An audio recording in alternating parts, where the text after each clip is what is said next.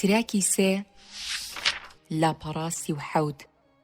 ڕۆژی هەینی دایکم باشترین پۆشاکمانی لەبەرکردین کە لەو قوماشەی لەگەڵ بەشە خۆراکدا وەرمان گرتبوو دووری بووی تا ئامادە بین بۆ ڕۆشتن بۆ ماڵی خاڵۆم و پیرۆزبایی مارەبڕین کە بەو نزیکانە دەکرا. پاشان هەر حەوتمانی لەگەڵ خۆی بۆ ماوەی چەند کاتژمێرێک برد. خێوەتگەکەمان تێپەڕاند و بەسەر ڕێگایەکی سەرەکیدا ڕۆیشتین کە ناوبەناو ئۆتۆمبیلی سەربازی و مەدەنی بەسەردا دەڕۆیشت و ئۆتۆمبیلە سەربازیەکان بە هێواشی دەڕۆیشتن و سەربازیان تێدا بوو لولەی تفەنگەکانیان دەکردە ئەوانەی بەبێدا تێدەپەڕین. ئێمە زۆر ڕۆیشتین تا گەیشتینە ماڵی خاڵۆ ساڵحم. خانووەکەی ماڵی خاڵۆم زۆر لەوەی ئێمە باشتر بوو. هی ئەمان سەری بە قرمید نەگیرا بوو وەک ماڵی ئێمە، بەڵکو کۆنکرێت بوو. زەویەکەشی کاشی بوو، کارەباشی تێدا بوو. مەحموودی برام لە دەرگەیدا وەردەی خاڵۆزام دەرگاکەی کردەوە و خێرا هاواری کرد پورم و منداڵەکانی هاتوون. سڵاوی لێ کردین و چوینە ژوورەوە. خاڵۆم و خاڵۆژنم و سوعادی کچی دووەمی بۆ بەخێرهاتنمان هاتنە هیوانەکە. پورم سڵاوی لێ کردین و یەک بە یەک ماچی کردین. دایکم و برا و خوشکەکانم پیرۆزباییان لێ کرد کە بەو نزیکانە مارە دەکرێت و دانیشتن و پێکەوە قسەیان دەکرد. ئێمەش دەستمان کرد بە یاری. یەکێکمان شوێنی ئەوی ترمان دەکەوت و ڕاوی دەنا. پێش ئەوەی ئێوارەدا بێت گەڕاینەوە بۆ ماڵ. دوای چەند ڕۆژێک کاتێک مەحموود و حەسەن لە کارگەکەی خاڵۆم گەڕانەوە، هەواڵیاندا بە دایکم کە خاڵۆم پێی وتون هەواڵی بدەنێ. ڕۆژی هەینی داهاتوو ئەو ماڵە دێن بۆ نیشانکردنەی فەتحیی پورم. جارێکی تر دایکم ئامادەی کردینەوە. بە هەمان شێوەی هەینی پێشوو چوینەوە بۆ ماڵی خاڵۆم. دوای نیوەڕۆ سێ ئۆتۆمبیل هاتن و هەندێک پیا و ژنیان تێدا بوو. دابەزین و هاتنە ژوورەوە. منداڵەکان لەنێو خۆیاندا ئاماژەیان بۆ لاوێکی گەنم ڕەنگ دەکرد کە تەنکە سمێڵێکی هەبوو. دەیانوت ئەوە زاوایە. پیاوەکان لە هۆڵی ماڵەکەدا دانیشتن و مەلایەکیش لە نێویاندا بوو. خانمانیش لە ژوورێکدا دانیشتن. ئێمەش هیچ ئیسراحەتمان نەکرد. دەچوینە نێوان ژوورەکان و دەرەوەی ماڵ و خۆمان بە ئۆتۆمبیلەکاندا هەڵدەواسی. سەرقاڵ بوون بە یاریکردنەوە و پیاوانیش لەگەڵ مەلاکەدا مەشغوڵ بوون کە خەریکی مارەبڕینەکە بوو. ئافرەتەکانیش لەگەڵ پورە فەتحیەدا بوون کە بووکەخان بوو. ئەوەی لە یاد ناکرێت ئێمە ئەو ڕۆژە پاقلاوەی زۆرمان خوارد بە جۆرێکی ئەوتۆ کە دایکم دەترسا نەخۆش بکەوین. جەماعەت ڕێککەوتن لەسەر گواستنەوەی بووکەخان. پاشمانگێک لە کاتێکدا تاریکی و بێدەنگی باڵی کێشا بوو بەسەر ماڵە سادە و هەژارەکانی خێوەتگەکەدا و تەنیا دەنگی سەگێک لە دوورەوە دەهات، یان میاوە میاوی پشیلەیەک کە بە دوای بێچوەکەیدا دەگەڕا و منداڵێک بردبووی بۆ ماڵی خۆیان تا بەخێوی بکات بەو ئومێدەی گەورە ببێت و ئەو مشکانە بخوات کە بێزاریان کردوون. ئەبوو حاتەم لە نێو کۆڵانە بەیەکداچووەکانی خێوەتگە بچووکەکەدا وێڕای سیستەمی بابی قەدەغەی هاتوچۆ و ئەو مەترسیانی بەهۆیەوە ڕوودەدەن بە دزی و پەنهانی و ئارامیەوە دەڕۆی. لە کاتێکدا بیویستە لە هەر سەری کۆڵانێکەوە بپەڕێتەوە، ڕادەوەستا و چاودێری دەکرد بزانێت دوژمنی لێیە یان کەس هاتوچۆ دەکات. کاتێک کە دڵنیا دەبوو شوێنەکە چۆڵە، درێژە بە ڕۆشتنەکەی دەدا. ئەبوو حاتەم پیاوێکی ڕەقەڵەی باڵابەرزی بەهێز بوو. سەر و دەموچاوی بە پاڕۆیەک دەپێچا. تەنیا چاوەکانی بەدەرەوە بوون. لە هێزەکانی سوپای ڕزگاری خوازی فەلەستیندا لە سەردەمی حکومڕانی میسر لە کەرتی غەزا پۆلیس بوو. قارەمانانە بەشداری جەنگی 67 کردبوو. بەڵام ئەو چەند پاڵەوانێکی کەم چیان پێدەکرێت لە جەنگێکدا کە بە تەواوەتی تێیدا دۆڕابن. ئەبوو حاتەم بە جادە و کۆڵانەکانی خێوەتگەکەدا ڕای دەکرد. ڕێی خۆی دەزانی. کەمێک ڕاوەستا تاوەکو دەوروبەری خۆی هەڵبسەنگێنێت. پاشان بەرەو پەنجەرەی ماڵێک ڕۆیشت و زۆر بەهێواشی 3 جار تەقی لە تەنیشتی پەنجەرەکەدا. بۆ جارێکی تریش تەقی لێدایەوە. 2 جاری دیکەش لێیدا. بەڵێ ئەمە ڕاستە. ئەبوو یوسف لە تەنیشتی پەنجەرەکە ڕاوەستا و سەری نزیک کردەوە و بە دەنگێکی نزمەوە وتی کێیە؟ ئەبوو حاتەم بە چپەوە وتی ئەبوو حاتەمم. ئەبوو یوسف لەبەر خۆیەوە وتی وانییە. دەنگێک هات و وتی وایە ئەبوو یوسف، وایە. ئەنجا ئەبوو یوسف وتی دەرگەکەت بۆ دەکەمەوە. ئەبوو حاتەم چووە ژوورەوە و ئەبوو یوسف دەرگەکەی داخست و یەکتریان لە باوەش کرد. ئەبوو یوسف هەر لەبەر خۆیەوە دەیوت سوپاس بۆخوا ئەبوو حاتەم کە ماویت. یوسف لە خەو هەستا بوو، سەرپۆشەکەی دابوو بەسەریدا و لە ژوورەکە هات بووە دەر. ئەویش نزیک بووەوە و بە چپۆوە وتی سوپاس بخوا کە سەلامەتیت ئەبوو حاتەم. فەرموو برام وەرە ژوورەوە. ئەبوو یوسف و ئەبوو حاتەم چوونە ژوورەکە و یوسف چوو بۆ چەشتخانەکە. ئەبوو حاتەم بە یوسفی وت نەخواردن ئامادە بکە نەچایی ئاگر نەکەیتەوە. یوسف بەسەر سوڕمانەوە ئاوەڕی دایەوە وتی خێرە ئەبوو حاتەم تۆ بۆ لای کێ هاتووی؟ ئەبوو حاتەم پێکەنی و بە چپۆوە وتی یەخوا هەر بمێن و خێر ڕووتان تێ بکات، بەڵام من نەبرسیمە و نەدەمەوێت دەنگی ئاگرکردنەوەتان هەبێت، هەر خێر و بەرەکەت بێتە ڕێتان. یوسف ڕۆیشت و وتی باشە هەندێک نان و زەیتونتان بۆ دەهێنم. ئەبوو حاتەم پێکەنی و وتی باشە بیهێنە، من دەزانم ناهێڵیت بڕۆم تا شتێکتان لا نەخۆم، بیهێنە یوسف. ئەبوو یوسف لەولاوە هەر پێدەکەنی. ئەبوو یوسف و ئەبوو حاتەم بە هێواشی پێکەوە قسەیان دەکرد. ئەبوو یوسف لی پرسی لەکوێ بوویت؟ بەخوا وەم زانی شەهید بوویت یان ڕۆیشتوویت بۆ میسر. ئەبوو حاتەم هەواڵی پێدا کە لە شەڕی ناوچەی سەربازی ناوەڕاستدا بریندار بووە و بەسکە خشێ خۆی گەیاندووەتە ئۆتۆمبیلێک و لەوێ ماڵێکی دەوارنشین دۆزیویانەتەوە و لەگەڵ خۆیان بردوویانە، چارەسەری برینەکەیان کردووە و خواردنیان پێداوە و شاردوویانەتەوە تا چاک بووەتەوە. یوسف هاتە ژوورەوە و بەهێمنی سڵاوی لێکردن و ئەوانیش وەڵامی سڵاوەکەیان دایەوە. سینیەکی لە بەردەمیاندادانا کە هەندێک نان و قاپێک زەیتون و گۆزە ئاوێکی لەسەر بوو. ئەنجا چووە دەرەوە بۆ ژووری منداڵەکانی کە چرایەکی تێدا داگیرسا بوو، ئەو ژوورە بچووکی ڕووناک دەکردەوە کە بە قرمیت سەریدا پۆشرا بوو. ئەبوو حاتەم و ئەبوو یوسف بە گوێ یەکیاندا دەچرپاند، باسی ئەم ڕەوشەیان دەکرد. ئەبوو یوسف لی دەپرسی هیچ گەنجێک ماوە زیندوو بێت؟ ئەبوو حاتەم وەڵامی دەدایەوە بەڵێ زۆریان ماون، من و ئەبوو ماهیر لە خانی یونس و ئەبوو سەقەر لە ڕەفەح و ئەبوو جیهاد لە سەربازگەکانی ناوەڕاست، ئەوانە خۆیانم بینیوە و لەگەڵیان ڕێکەوتوم سەر لە نوێ دەست بە خەبات بکەینەوە. ئەبوو یوسف دەمی لە گوێی ئەبوو حاتەم نزیک دەکاتەوە و بە گوێیدا دەچرپێنێت ئەی موختار چی بەسەر هاتووە؟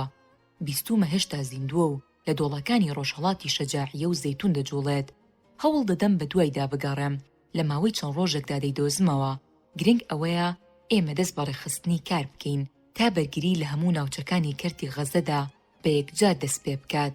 ئەبوو یوسف شارەکە لە خێردایە و لاوان ساز و ئامادەن، ئەوان تەنیا کەسێکیان دەوێت کاروبارەکان ڕێک بخات و بڵێسەی بەرگری دابگیرسێنێت.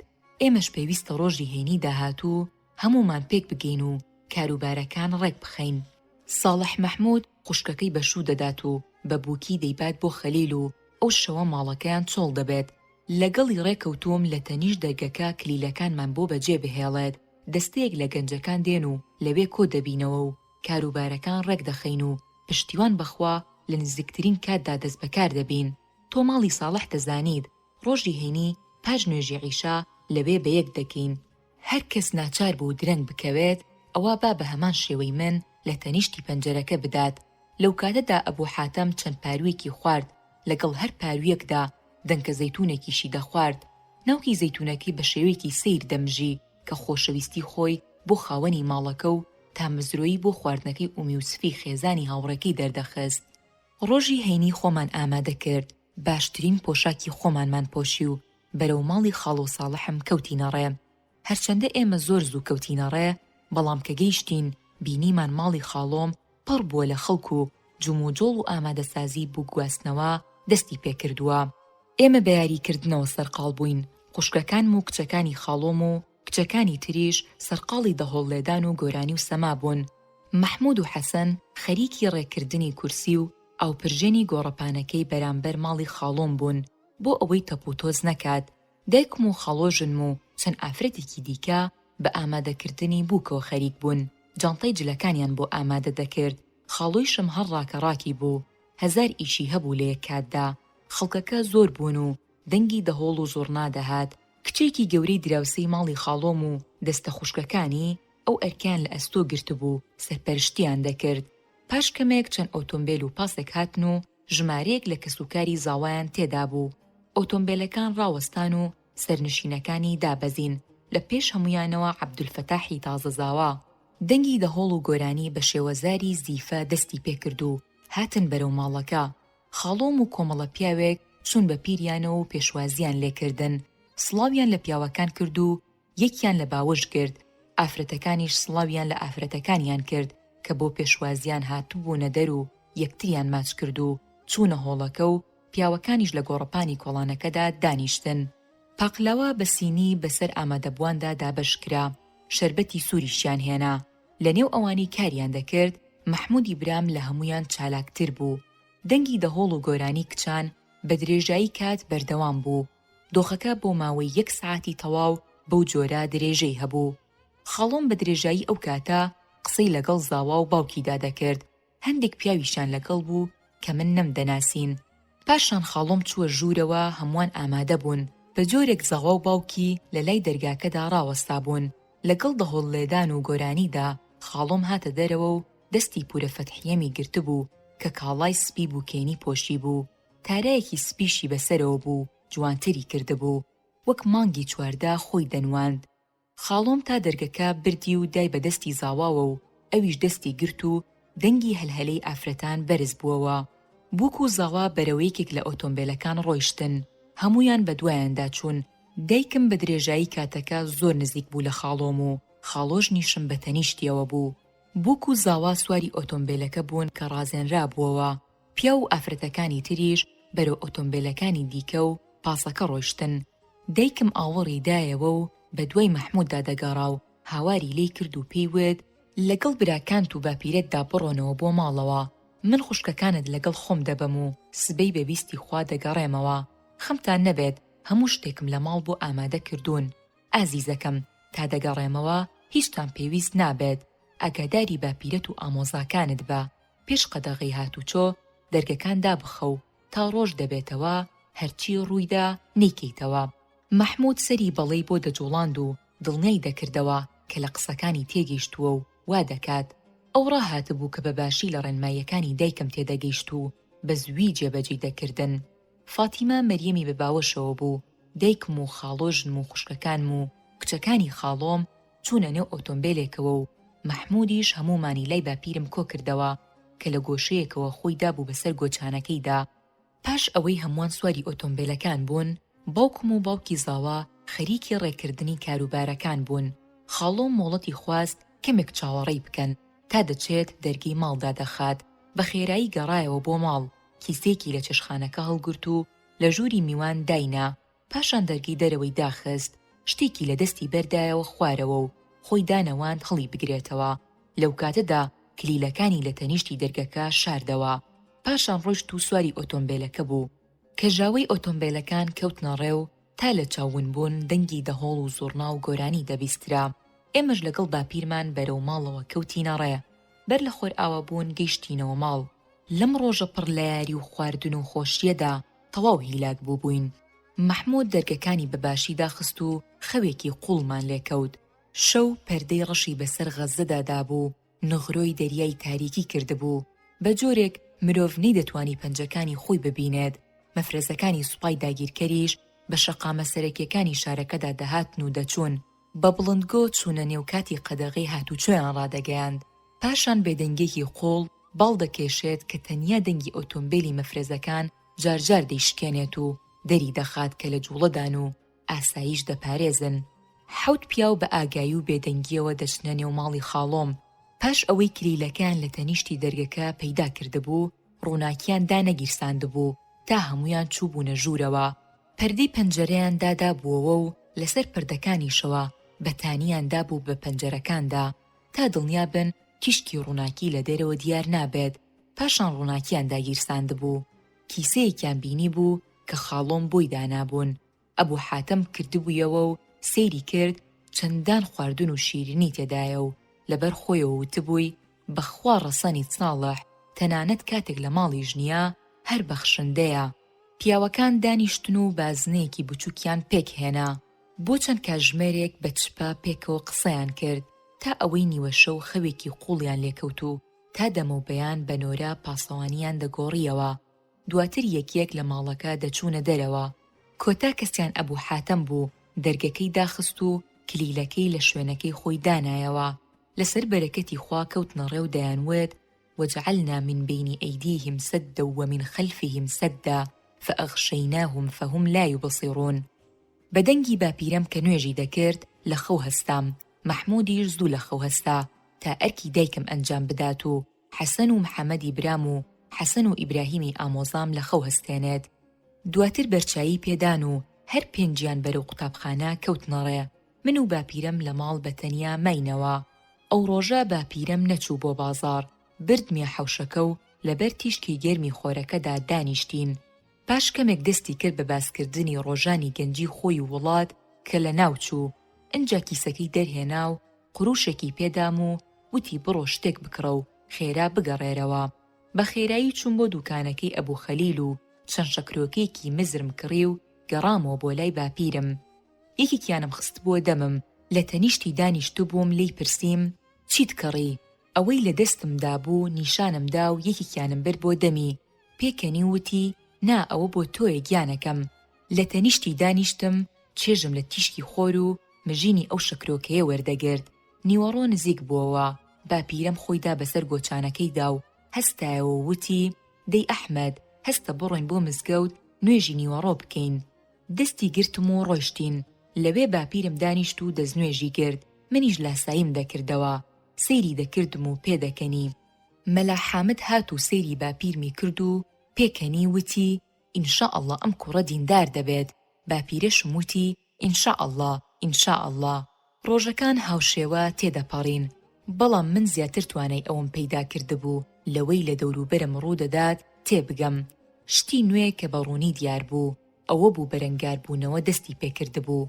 هەموو ڕۆژێک چالاکی تەقەکردن لە مەفرەزەکانی داگیرکەر یان تێگرتنی بۆمبێکی دەستی یاخود تەقاندنەوەی بۆمب لە ئارادا بوو. گشت جارێکیش سەربازانی سوپای داگیرکەر بۆ پەڕی توند و تیژیەوە وەڵامی خەڵکی مەدەنی بێچەکیان دەدایەوە. بە شێوەیەکی هەڕەمەکی تەقەیان لە خەڵک دەکرد و دەیان کوشتن و برینداریان دەکردن. پاشان کۆمەکی سەربازیان بۆ دەهات و لەو ناوچە قەدەغەی هاتوچۆیان ڕادەگەیاند و داوایان دەکرد پیاوانی ئەو شوێنە بچنە گۆڕەپانی قوتابخانەی ئەوێوە. لەوێ سەربازەکان هەڵدەستان بە لێدان لە پیاوەکان و سەرشۆڕکردنیان و هەندێکیشیان لێ دەستگیر دەکردن. هەمان ئەو وێنە و دەنگ و جوڵانە چەند ڕۆژێک دووبارە دەبوونەوە. ڕوبەڕووبوونەوە زیاتر و تونتر دەبوو. بوێرانە دەچووە پێشەوە بە جۆرێک کە ئێمە هەندێک لەو پیاوانەمان دەبینی کە بە پەڕۆ دەموچاوی خۆیان هەڵبەست بوو. چەکی ئینگلیزی یان تفەنگی کارلۆستاف یاخود بۆمبی دەستیان پێبوو لە کۆڵانەکانی خێوەتگەکەدا دەسوڕانەوە. بە تایبەت دەمە و ئێوارە ئێمە ڕاهات بووین لەگەڵ ئەوە. تەنانەت تێگەیشتین کە قەدەغەی هاتوچۆی شەوان درۆیەکە و تەنیا ئێمەی منداڵ و دایکانمان و بەشێکی کەمی خەڵکی هەژاری پێدەخەڵەتێنرا. بەڵام پیاوانی بەرگری بە شەو دەستیان بەسەر خێوەتگەکەدا دەگرت و مەفرەزەکانی داگیرکەر نەیدەتوانی بێتە ناو کۆڵانەکانەوە. تەنیا لەسەر شەقامە سەرەکیەکان دەوەستان و لەگەڵ هەڵهاتنی خۆردا پیاوانی بەرەنگاربوونەوە دیار نەدەمان. پشووی هابین هات. دایکم ناوی منی لە قوتابخانە تۆمار کرد. دەستم کرد بە خۆ ئامادەکردن کە پاش چەند ڕۆژێکی کەم دەچمە قوتابخانە. دایکم پێڵاوێکی بۆ کڕیم کە لای من نوێ بوو، بەڵام لە ڕاستیدا بەکارهاتوو بوو. لە بازاڕی خێوەتگەکە لەسەر زەویەکە پێڵاوی کۆن دەستی دویان دادەنا بۆ فرۆشتن، بەڵام بە جۆرێکی ئەوتۆ بۆ یاخیان دەکرد وا دەردەکەوت تازە لە کارخانە هات بێتە دەر. ڕەنگی پێڵاوەکان سوور بوو، زۆرم بەدڵ بوو. باپیرەشم زۆری بەدڵ بوو. دایکم جانتایەکی بچووکیشی لە قوماشی جلوبەرگی بە کەڵک نەهاتوو بۆ دروست کردم. ئیدی هەموو شتێکی قوتابخانەم هەبوو. برا و خوشک و ئامۆزاکانیشم باسی قوتابخانەیان بۆ دەکردم، چۆن بەیانیان ڕیز دەبن، پۆلەکان چۆنە. لەبارەی قوتابخانە و پشووی نێوان وانەکان قسەیان بۆ دەکردم. پێش کۆتایی هاتنی پشووی هاوین، یەکێک لە پیاوانی خەباتکار لە کۆڵانێکی خێوەتگەکەدا کە دەچووەوە سەر شەقامێکی سەرەکی و هەموو جارێک مەفرەزەکان بەوێدا تێدەپەڕین بۆسەی بۆ مەفرەزەیەکی سوپای داگیرکەر نابووەوە. کاتێک نزیک بووبوونەوە بۆمبەکەی تێگرتبوون و تەقی بووەوە و چەند سەربازێکی بریندار کردبوو کە لە ئۆتۆمبیلە جێبەکەدا بوون. ئۆتۆمبیلەکە پاش ئەوەی دابووی بە دیوارێکی نزیکی ئەوێدا ڕاوەستا بوو. دەنگی هاوار و ناڵەی سەربازەکان بەرز بووبووەوە. دوای ئەوەی یەکێکیان نەمردبوو بە ئاگا هاتبووەوە، بە شێوەیەکی هەڕەمەکی بە هەموو لایەکی شەقامەکەدا دەستی کردبوو بە تەقەکردن. دەستبەجێ کۆمەکی سەربازی زۆریان بۆ هاتبوو. بڵندگۆکان قەدەغەی هاتوچۆیان ڕاگەیاند کە هەر کەس سەرپێچی بکات سزا دەدرێت. خەڵکی چوونە ماڵەکانیانەوە. پاشان سەربازەکان دەدە خۆیان بە ماڵەکانی قەراغی خێوەتگەکەدا دەکرد و دەستدرێژیان دەکردە سەر پیا و ئافرەت و منداڵ و بە توندی لێیان دەدان. بە بڵندگۆ ڕایان گەیاند پیاوانی تەمەن 18 بۆ 60 ساڵ وەک هەموو جارێک بڕۆن بۆ قوتابخانەکە. هەر کە بڵندگۆکان بێدەنگ بوون، دەنگێکی بەرز هات و وتی کەس لە ماڵ نەچێتە دەر، ئەوان ناتوانن بێنە نێو خێوەتگەکە چونکە خەباتکاران لە هەموو خێوەتگەکەدان و ئامادەن. بەڕاستیش کەس نەچووە دەر، تەنیا پیاوی ئەو ماڵانە نەبێت کە لە نزیک ئەو شوێنە بوون. هێزەکانی داگیرکەر دەیانتوانی بە ئاسانی پێی بگەن. کاتێک سەربازەکان هەوڵی هاتنە نێو خێوەتگەکە دەدەن، لە هەموو لایەک کۆتەقەیان لێ دەکرێت. لە کووچە و کۆڵانە تەنگەبەرەکانەوە ئاگرباران دەکرێن، بۆیە بە ناچاری بەڕاکردن و هاتوو هاوارەوە دەکشێنەوە. ئەو پیاوانی چوو بوونە دەرەوە بۆ قوتابخانەکە، چەند هێندەی جارانیان لێدابوون و سوکایەتیان پێکردبوون. پاشان ڕێیان دابوون بگەڕێنەوە بۆ خێوەتگەکە و سەپاندنی قەدەغەی هاتوچۆ 1 هەفتەی تەواو بەردەوام بوو. لەو هەفتەیەدا بیساڕە و نیسک و پاقلە و زەیتونمان خوارد. هەرچەندە زۆر مەترسیدار بوو، بەڵام خۆشترین خواردن بوو لە سەرەتای داگیرکاریەوە خوارد بێتمان، چونکە هەمووان لە سایی تفەنگی بەرگریدا هەستمان بە شکۆ دەکرد. دوای تێپەڕبوونی 2 ڕۆژ بەسەر قەدەغەی هاتوچۆدا، خەڵکی بە بوێریەوە لە ماڵ دەهاتنە دەر و لای دەرگی ماڵەکانیان و لە نێو کۆڵانە تەنگەبەرەکانی قوڵایی خێوەتگەکەدا دادەنیشتن کە هێزەکانی داگیرکەر پێش ئەوەی پیاوانی خەباتکار بەرەنگاریان ببنەوە نەیدەتوانی هەروە بە ئاسانی بگەنە ئەو شوێنانی خێوەتگەکە. خەباتکاری زۆرم بینی، بەڵام هیچیانم نەناسیەوە، چونکە ئەوان بە قوماش دەموچاوی خۆیان دەپێچا و چەکەکانیان بەدەستەوە دەگرت و لە شوێنی خۆیاندا لە پشت ئەم دیوار یان لە گۆشەی ئەو کۆڵان سەنگەریان دەگرت. چەندین دراوسەی گەڕەکیشمان دەبینی لە گۆشەیەکدا دادەنیشتن، چاییان دەخواردەوە و هەندێکیشیان جگەرەیان دەپێچایەوە و دەیان کێشا و باسی هەست و سۆز و مەترسیەکانی خۆیان دەکرد. هەستیان بەڕێز و شکۆ دەکرد کە داگیرکەری ستەمکار سوکایەتی پێدەکردن. لە داهاتووی نادیار دەترسان ئایا ڕەوشەکە وەک ئێستا دەمێنێتەوە، بەهێزی زۆرەوە نایەنە نێو خێوەتگەکە، یان بە تۆپ بردومانی ناکەن و بە سەرماندا نایسووتێنن. بیر و بۆچوونەکان جیاواز بوون، بەڵام ئەو بۆچوونەی پێیوا بوو پێویستە خۆڕاگیر بین زاڵتر بوو بەسەر بۆچوونەکانی تردا و دەیانوت باشە چیمان هەیە تا لە دەستی بدەین، ئەوەی هەمانە کۆت و بەند و خانوویەکی ئاژانسە، ئیدی لە چی بترسین؟ بەم جۆرە هەموو قسە و باسەکان کۆتاییان پێدەهات. بەڕێزینە، سوێند بەخوا 1 خولەک ژیان بە سەربەرزی و شکۆوە زۆر باشترە لە 100 ساڵ ژیان لە سایی پۆستاڵی سەربازانی داگیرکەردا. ئەمە تەنیا لە خێوەتگەکەی ئێمە داوا نەبوو، بەڵکو لە تێکڕای خێوەتگەکانی کەرتی غەزەدا بۆ جۆرە بوو، بگرێت لە هەموو شەقامەکانی شار و گوند یان زۆربەیاندا بە هەمان شێوە بوو. لە کەناری خۆرئاوا و غەزەوە خەبات دەستی پێکرد و گەیشتە هەموو ناوچەکانی وڵات. هەندێکیان ڕێکخراو بوون و زۆرێکیشیان هەوڵی تاکەکەسی و دەستپێشخەری نێوخۆیی بوو لەلایەن ڕزگاری خوازانی نیشتیمان و خەباتکارانیەوە. گوێبیستی خەباتی دیاری خێوەتگەی جەبالیای نزیک خێوەتگەکەمان دەبووین.